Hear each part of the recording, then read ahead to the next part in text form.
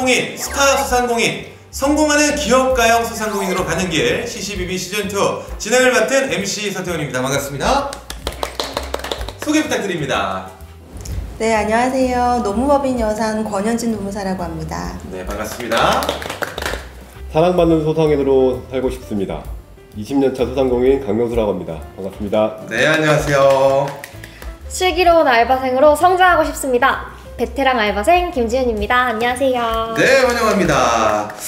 노무사님 뭐 다들 많이 알고는 계시겠지만 사실 노무사님께서 어떤 일을 하는지 디테일하게 잘 모르시는 분들이 대부분일 것 같거든요. 자, 노무사님, 노무사란 어떤 일을 하는 분입니까? 네, 노무사라는 직업은요, 근로자 채용부터 퇴직까지 모든 법률 관계를 아우르는 노사 전문가라고 생각하시면 될 것 같습니다. 그렇군요. 저 궁금한 게 있는데 근로자분들이 노무사님을 많이 찾아오나요? 네, 근로자분들이 많이 찾아오시는데요. 꼭 그렇지만도 않은 게 사장님들도 많이 찾아오십니다. 그럼 사업주분들은 보통 어떤 질문을 많이 하세요? 해고, 근로계약서 작성, 그다음에 임금 지급, 연차, 모든 노사 관계에 대한 질문을 많이 하시죠. 자, 한국고용노동교육원과 함께하는 소상공인이 알아야 할 세상의 모든 지식과 정보. 오늘의 주제는요, 두구두구두구두구두구 바로 4대 보험입니다. 오, 4대 보험. 나올 것이 나왔죠. 예. 소상공인이 알아야 할 4대 보험의 모든 것. 자, 지금부터 한번 시작해 보도록 할까요? 출발! 4대 보험이란 국민에게 발생하는 사회적 위험을 보험의 방식으로 대처함으로써 국민의 소득을 보장하는 제도, 이렇게 정의를 하고 있는데요. 여기서 국민에게 발생하는 사회적 위험이란 질병, 노령, 실업, 재해, 이 4가지로 규정을 하고 있습니다. 각각 여기에 맞는 소득 보장 제도를 만든 게 바로 4대 보험이라고 생각하시면 될 것 같네요. 그럼 질병은 건강보험, 그렇죠. 노령은 연금보험, 실업은 고용보험, 재해는 산재보험이겠네요. 그렇습니다. 각각의 보험에 대해서도 제가 먼저 조금 간단하게 소개를 드리도록 하겠습니다. 첫 번째 건강보험은요, 부상이나 질병에 의한 고액의 진료비를 방지하는 것이 목표인데요. 질병이나 부상으로 인해 발생한 고액의 진료비로 가계에 과도한 부담이 되는 것을 방지하기 위해 국민들이 평소에 보험료를 내고 국민건강보험단이 이를 관리하고 운영하다가 필요한 의료 서비스를 받을 수 있도록 하는 사회보험 제도라고 생각하시면 되겠습니다. 다음은 연금보험에 대해서 좀 설명을 드리도록 할게요. 이건 뭐 다들 잘 아실 것 같네요. 연금보험은 근로가 어려운 나이일 때 생계를 유지할 수 있도록 지원하는 것이 목표입니다. 혼자서 대비하기 어려운 생활의 위험을 모든 국민이 사회적으로 대처하는 제도로 소득이 있을 때 일정액의 보험료를 납부해서 노령, 장애, 사망 같은 사회적 위험으로 인해 소득이 줄거나 없어졌을 때 연금을 지급합니다. 이렇게 최소한의 소득을 보장하는 사회보험 제도이죠. 세 번째, 고용보험. 실직으로 인해 일시적으로 소득이 끊겼을 때 생활을 유지할 수 있도록 지원하는 것이 목표인 보험인데요. 여러분들이 너무나 잘 아시는 실업급여, 그리고 이 실업급여를 지급해서 실직했을 때 근로자가 안정된 생활을 하면서 원활한 구직활동을 할 수 있도록 지원하는 사회보험 제도입니다. 실직했을 때 지금까지 고생했다고 주는 급여가 아니었네요. 실업급여를 받아서 그 다음에 기본적인 생활을 해야 되잖아요. 그러면서 그 다음 직장 빨리 알아보라고 지원을 해주는 제도라고 보면 돼요. 잘 알고 계시네요.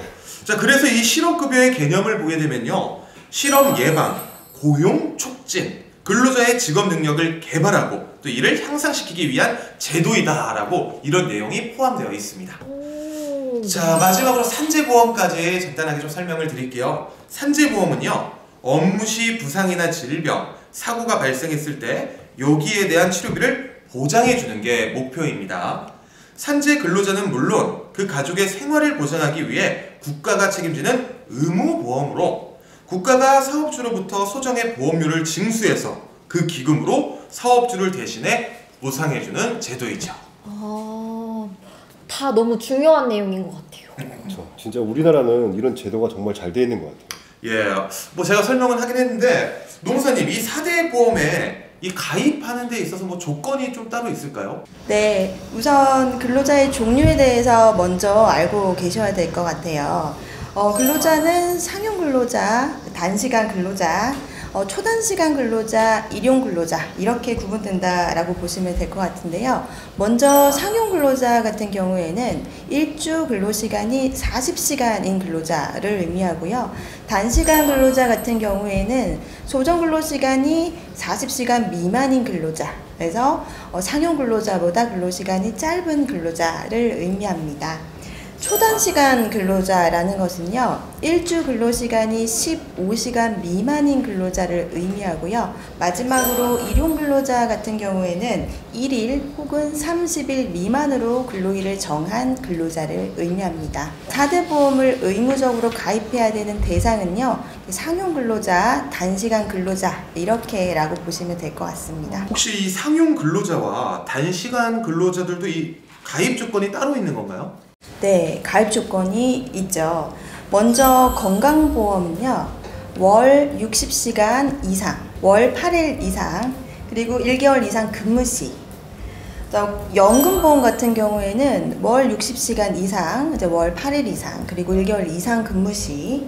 그리고 고용보험 같은 경우에는 이제 상용 근로자 같은 경우에는 60시간 이상, 그리고 3개월 이상 됐을 때는 이제 의무 가입 대상이 되고요.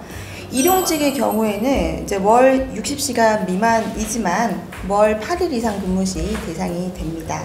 마지막 산재보험 같은 경우에는 근로시간이나 근로일에 상관없이 모두 가입해야 된다라고 알고 계시면 되겠습니다. 네, 제 친구가 일하는 가게에서는 하루에 4시간씩 4일 이상 근무를 못하게 한대요. 그래서 보험 가입이 안 된다고 하더라고요.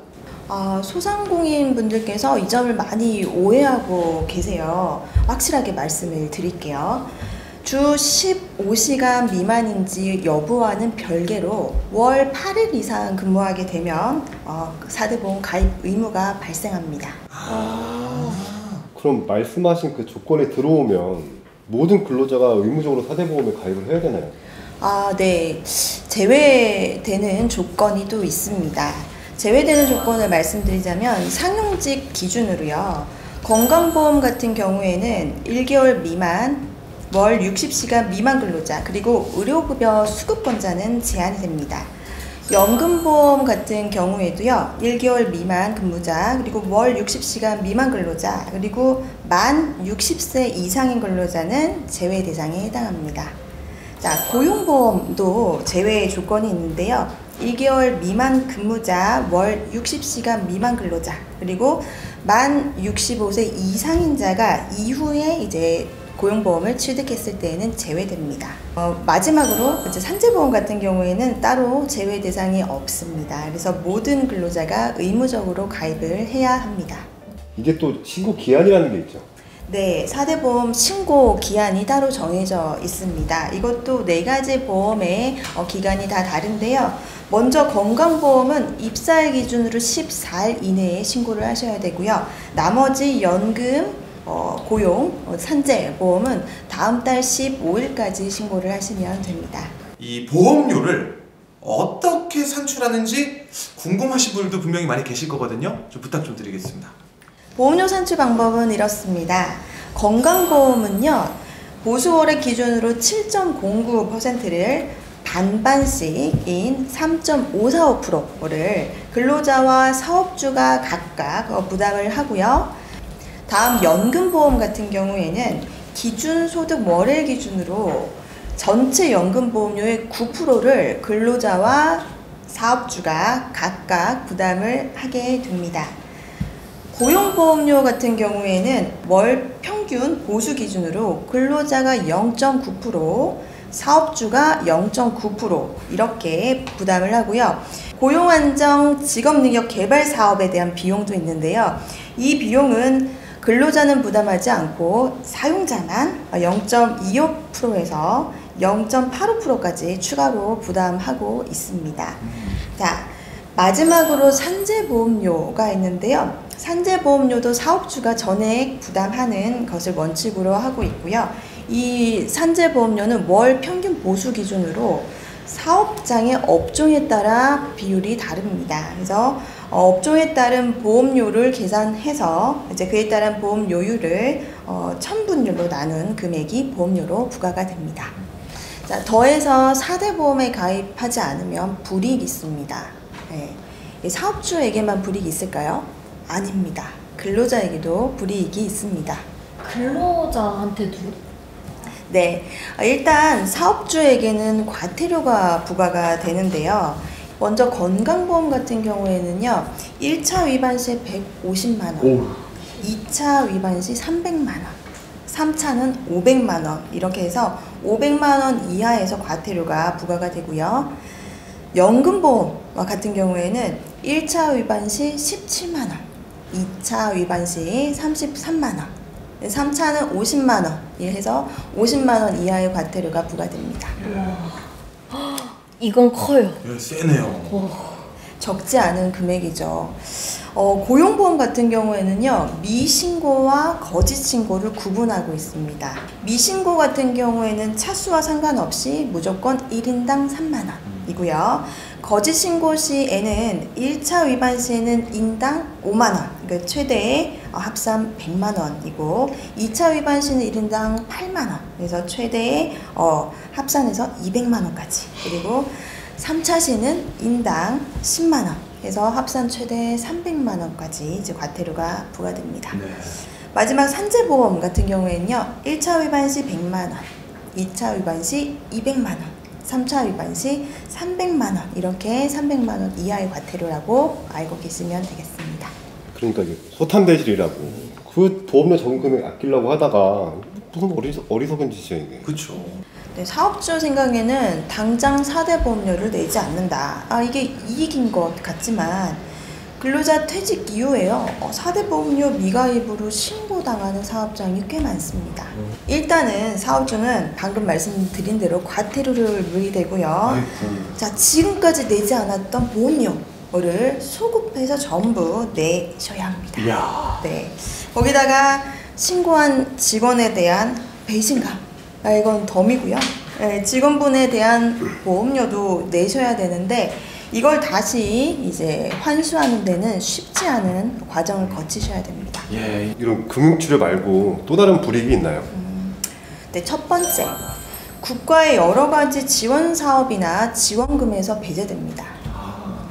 두 번째는요, 비과세 근로소득으로 인정되지 않습니다. 세 번째는 산재 발생 시에 사업주에게 보험급여액의 일부를 부담시키게 됩니다. 야. 저 그리고 아까 근로자도 불이익이 있다고 하셨잖아요. 어떤 게 있나요? 네. 첫째, 실업급여를 못 받게 되죠. 네. 두 번째는 이제 이직을 하시거나 여러 가지 금융상품을 이용하실 때 경력을 인정받지 못합니다. 세 번째는요, 퇴직금을 청구했을 때에도 근로를 증빙할 수 있는 자료가 없어서 청구가 어렵게 됩니다. 그래라. 네 번째는 법정수당이나 연차수당 같은 여러 가지 근로자 권리를 주장할 때 문제가 생길 수 있습니다. 마지막 다섯 번째, 근로자도 똑같이 근로자 부담금을 전부 내야 되는 이런 불이익이 있을 수 있습니다. 전혀 몰랐어요. 근로자한테도 불이익이 엄청 많네요. 예. 그래서 이 4대 보험은요, 사업주와 그리고 우리 근로자 모두가 스스로의 권리를 지키기 위해서 꼭 가입을 해야 된다고 생각하면 되겠습니다. 무조건 그냥 해야 돼요, 그죠? 네, 맞아요. 노무사님, 근로자가 퇴사를 하면 4대 보험 자격 상실 신고라는 걸 하잖아요. 그렇죠. 이것도 좀 자세하게 알려주시면 안 될까요? 4대 보험에 가입한 근로자가 퇴사를 했을 때에는요, 상실 신고를 하셔야 됩니다. 각 공단의 4대 보험 자격을 상실하는 신고를 하시는데요. 일단 기한이 있어요. 이 기한도 어기시면 과태료가 부과될 수 있습니다. 먼저 건강보험은 퇴사한 날로부터 14일 이내에 상실 신고를 하셔야 되고요. 연금, 고용, 산재 같은 경우에는 다음 달 15일까지 상실 신고를 하시면 됩니다. 제가 그런 적이 있었어요. 그 직원들이 다 퇴사해가지고 혼자 남은 적이 있었거든요. 예. 근데 그때 4대 보험 사업장 탈퇴 신고라는 걸 했던 것 같아요. 맞습니다. 개인 사업자 같은 경우에는요, 사업장 직원이 모두 퇴사하거나 아니면 폐업을 해서 아니면 통폐합을 하든지 이런 경우에는 4대 보험에 가입된 사업장에서 탈퇴한다라는 신고를 하셔야 합니다. 4대 사회보험 정보연계센터라는 사이트에 들어가셔서 사업장 탈퇴 신고를 간편하게 하실 수 있어요. 홈페이지에서 탈퇴 신고를 하실 수도 있고요. 그 밖에 각 관할 공단 지사에 우편을 보내셔도 되고요. 팩스를 보내셔도 되고 방문을 하셔도 괜찮습니다. 자, 이제 4대 보험에 대한 웬만한 궁금증은 다 해결이 되셨을 것 같네요. 이거 아낀다고 부자 안 돼요. 전국의 사장님들 적법하게 하는 게 가장 돈 버는 비결입니다. 네, 알바생 입장에서도 사장님이 4대 보험 안 된다고 할 때 조건이 맞는지 잘 따져보고 당당하게 요구해야겠습니다. 이번에는요, CCBB에 도착한 다양한 질문과 사연들을 통해서요, 4대 보험에 대한 궁금증들을 속 시원하게 저희가 해결해 드리도록 하겠습니다. 어떤 질문들이 도착했을까요? 네, 제가 읽어보겠습니다. 파트타임으로 근무하는 알바생을 채용했는데 4대 보험에 가입해야 하나요? 정답. 이거는 제가 말씀드릴게요. 자, 노무사님. 네. 알바생의 실제 근로 시간과 근로일 그리고 이제 소득 금액을 확인해야 되겠죠. 그래서 가입 대상 자격에 해당한다면 취득 신고를 하셔야 합니다. 이런 경우도 있겠다. 가족이 함께 근무할 경우 4대 보험에는 어떻게 가입해야 하나요? 네. 보험마다 조금씩 다른데요. 건강보험과 연금보험 같은 경우에는 가족이라도 근로기준법상 근로관계가 인정된다면 가입을 할 수 있습니다. 고용보험과 산재보험 같은 경우에는 사업주와 동거하는 친족인 경우에는요, 원칙적으로 근로자로 보기는 어렵기 때문에 가입을 할 수 없습니다. 하지만 이제 일반 근로자와 마찬가지로 사용 종속 관계 하에서 근로를 제공하는 자라고 인정이 될 때에는 가입을 할 수도 있습니다. 자, 이번엔 제가 한번 읽어보도록 하겠습니다. 직원이 두 곳의 사업장에 다니고 있습니다. 한 사업장에 4대 보험 취득이 되어 있어서 우리 사업장에서는 4대 보험 취득 신고를 하지 않겠다고 하는데 이거 가능한가요? 네, 건강보험, 연금보험, 산재보험 같은 경우는요, 각 사업장에 보수가 발생했을 때에는 각각 취득 신고를 하셔야 됩니다. 고용보험 같은 경우에는 이중 취득이 제한되어 있어요. 금지되기 때문에 고용보험이 적용되는 사업장 중에서 근로자에게 유리한 조건에 따라서 취득을 하시면 됩니다. 야, 이제 너무 명쾌하게 알려주시니까 머리에 좀 쏙쏙 남는 것 같아요. 자, 다음 질문도 한번 들어볼까요? 네, 근로자의 소득이 중도에 변경되었습니다. 어떻게 신고하면 될까요? 자, 건강보험, 고용보험, 산재보험, 근로자 소득월액 변경 신고는요, 4대 사회보험 정보연계센터 내에 보수월액 변경 신고라는 메뉴가 있습니다. 그 메뉴를 통해서 신고를 해주시면 되고요. 민원 신고, 가입자 업무, 보수월액 변경 신청으로 들어가시면 됩니다. 근로자가 휴직할 경우 4대 보험료를 어떻게 납부하나요? 네, 연금보험 같은 경우에는요, 휴직 기간에 소득이 발생하지 않거나 만약에 소득이 발생하더라도 원래 휴직 직전에 적용 중인 그 기준 소득 월액의 50% 미만으로 소득이 발생한 경우에는 납부 예외 신청이라는 걸 할 수 있고요. 건강보험 같은 경우에는요, 휴직이 끝날 때까지 납입 고지 유예 신청이라는 것을 할 수 있습니다. 고용보험과 산재보험 같은 경우에는요, 휴직 신고서를 근로복지공단에 제출하게 되면 이 휴직 기간 동안에는 보험료가 고지되지 않습니다. 그리고 휴직 종료를 하게 되면요, 별도로 신고하지 않아도 자동으로 재개가 됩니다. 그렇군요. 자, 이것도 제가 읽어볼게요. 퇴근 시 직원이 상해를 입었습니다. 퇴근하려고 승차한 엘리베이터에서 부속물이 떨어지는 바람에 상해를 입었는데 이런 경우도 산재 처리가 될까요? 네, 사무실에 있는 엘리베이터를 이용하다가 만약에 사고를 당했다. 이때는 산재보험을 적용할 수 있습니다. 그러면 이 건물 바깥으로 나갔습니다. 나가가지고 이제 뭐 지하철을 타러 가는 길에 다른 엘리베이터에서 사고가 나면요? 네, 그런 경우에는 원칙적으로 사업장 밖에서 발생한 사고이기 때문에 산재 적용이 되지 않는데요.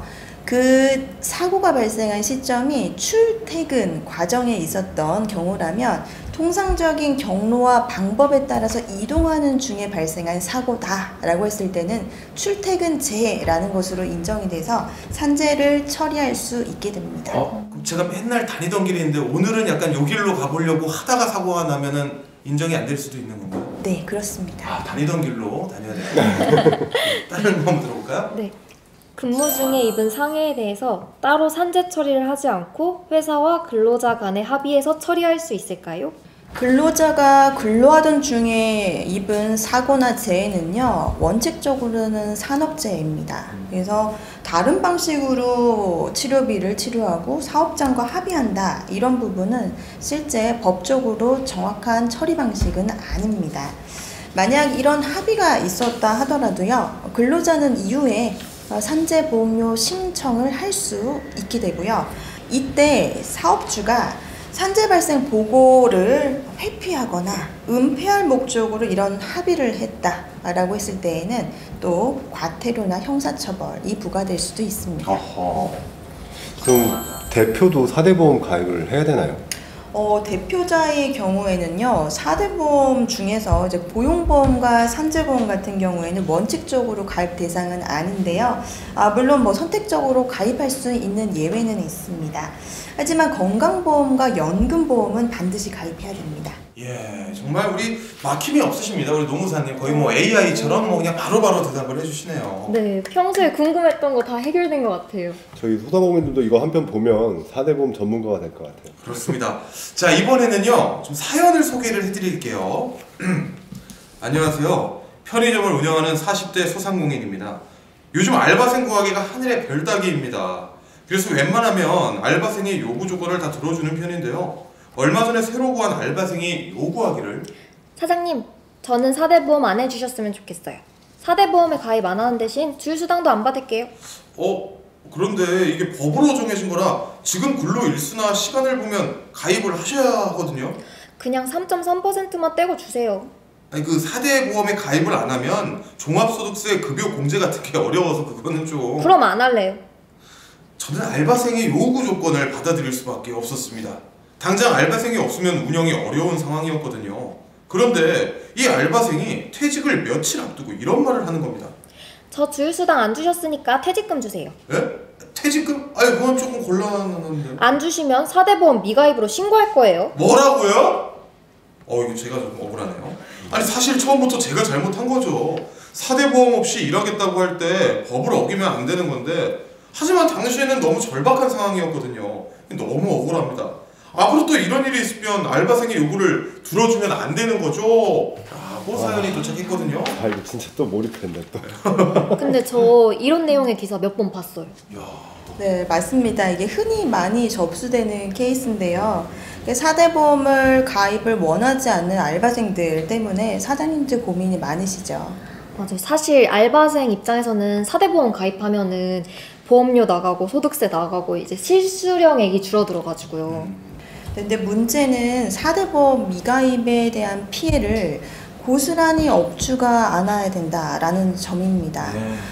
아까도 말씀드렸지만 소상공인 입장에서 한번 설명을 해볼게요. 사연에서도 언급이 되었지만 4대 보험 미가입 시 종합소득세 급여공제를 받을 수 없죠.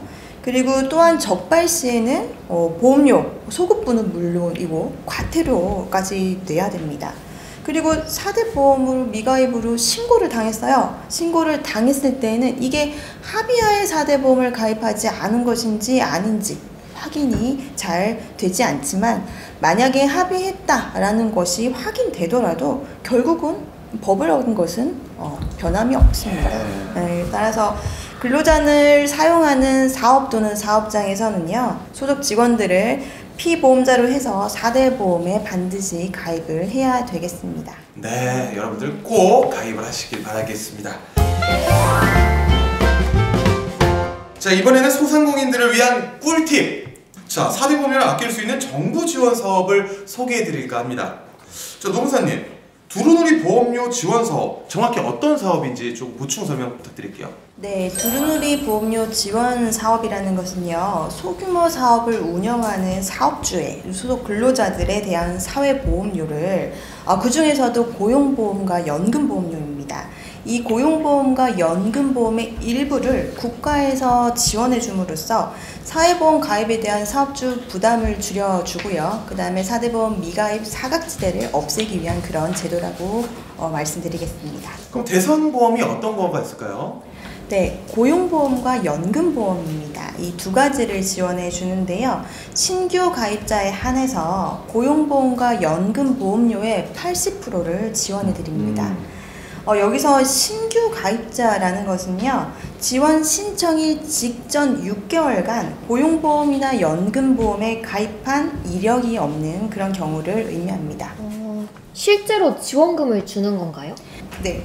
지원을 신청하신 이후에 월별 보험료를 기간 내에 납부를 하시면요, 다음 달 보험료에서 해당 월 지원금을 차감해 드리는 그런 제도입니다. 이해하기 쉽게 월급이 200만 원인 근로자 예를 한번 들어보겠습니다. 네. 자, 연금보험 같은 경우에는요, 전체 연금보험료의 9%를 근로자와 사업주가 나눠서 내게 되어 있죠. 그러면 사업주 부담분이 9만 원입니다. 여기서 두루누리가 80%인 7만 2천 원을 지원을 해주는 것이고요. 자, 이러면 사업주와 근로자는 모두 18,000원만 내면 되는 것입니다. 야, 이게 진짜 꿀팁인 것 같아요. 우리 사장님들께 굉장히 큰 도움이 될 것 같은데, 이게 근데 누구나 다 지원을 받을 수 있는 건가요? 네, 소규모 사업장 사업주를 위한 어떤 지원 제도이기 때문에 근로자 수가 10인 미만 사업장이 대상이 되고요. 그 밖에 예술인, 그다음에 건설 벌복, 그리고 노무 제공자에 한해서는 이 10인 기준이 적용되지는 않습니다. 그럼 이 지원 기간도 좀 궁금하네요. 지원 기간은 36개월까지 해서 3년 지원해주는 것으로 알고 계시면 되는데요. 기가입자인 경우에는요, 이 36개월을 전부 지원해주지 않고요. 2021년부터는 신규 가입자에 한해서 이제 36개월 전체에 지원된다라고 보시면 되겠습니다. 네, 앞서 간단하게 설명해 주셨는데 다시 한번 누가 신청할 수 있는지 한번 정리 한번 부탁드리겠습니다. 네, 신청할 수 있는 사람은 사업주, 그리고 근로자, 예술인, 노무 제공자가 신청할 수 있습니다. 네, 신청 방법까지 좀 부탁드릴게요. 네, 사업장 소재지 근로복지공단이나 아니면 국민연금공단 지사에 방문하셔서요. 아니면 우편으로, 아니면 팩스, 그리고 말씀드렸던 4대 사회보험정보연계센터 홈페이지를 통해서 간편하게 신청하실 수도 있습니다. 이걸 악용하는 경우도 있을 것 같은데 지원 대상이 아닌데 지원을 받거나 이런 경우도 있지 않나요? 네, 우리 CCBB 시청하시는 소상공인 분들께서는 아무도 이제 그런 분이 없으실 거라고 생각을 하는데요. 간혹 그런 사례가 있기는 합니다. 이렇게 부당하게 지원금을 받게 되면요, 지원금을 환수하게 됩니다. 결국에는 그러니까 저희가 많이 쓰는 말로 토해낸다, 영어로 오바이트 해야 된다라고 생각하면 될까요? 네, 그렇죠. 이게 또 이제 케이스별로 조금씩은 다른데요. 지원 신청 당시에는 지원 요건을 갖추지 못했는데 거짓 또는 부정한 방법으로 신청해서 지원받는 경우도 있어요. 이 경우에는 지원받은 금액을 모두 환수한다, 이렇게 보시면 되겠습니다. 행정상의 오류나 이런 걸로 잘못 신청이 될 수도 있잖아요. 그럴 때는 어떻게 하나요? 그럴 때는 잘못 지원된 금액만큼만 환수합니다. 그리고 혹시 지원을 받으면서 보험료를 미납하면 어떻게 되나요? 이거 유의하셔야 되는데요. 만약에 보험료를 미납했을 때는 지원이 중단이 됩니다. 그래서 미납한 달은 이제 소급해서 지원되지 않으니 유의하셔야 됩니다. 예. 사실 저도 4대 보험 당연히 알고 있는 줄 알았는데 이제 보니까 거의 대부분이 몰랐던 내용인 것 같네요. 자, 이번 기회를 통해서 이제 진짜 제대로 알게 된 것 같습니다. 특히 우리 사장님들 그리고 소상공인들에게는 진짜 꿀같은 정보들이 아니었나 싶습니다. 안 그러세요? 알바생들한테도 꿀같은 정보였습니다. 그렇죠. 주변 친구들한테도 CCBB 꼭 보라고 말하겠습니다. 네. 이게 근본적으로 사업주나 저희 근로자들이 잘 알아야 되는 게 진짜 나쁜 마음을 먹고 나쁘게 하는 경우도 있긴 있어요. 근데 그렇지만 뭐 많은 경우 대다수가 진짜 몰랐거나 잘못 알았거나 이래서 분쟁이 생기는 경우도 많거든요. 네, 맞습니다. 올바른 지식과 정보가 사실은 많은 분쟁을 사전에 예방하는 방법이 될 수 있습니다. 자, 잘 아셨으니까요. 이제 실천하시면 되겠죠? 네, 네, 알겠습니다. 알겠습니다. 자, 강한 소상공인, 스타 소상공인, 세상의 모든 소상공인을 응원합니다. 소상공인분들 힘내세요.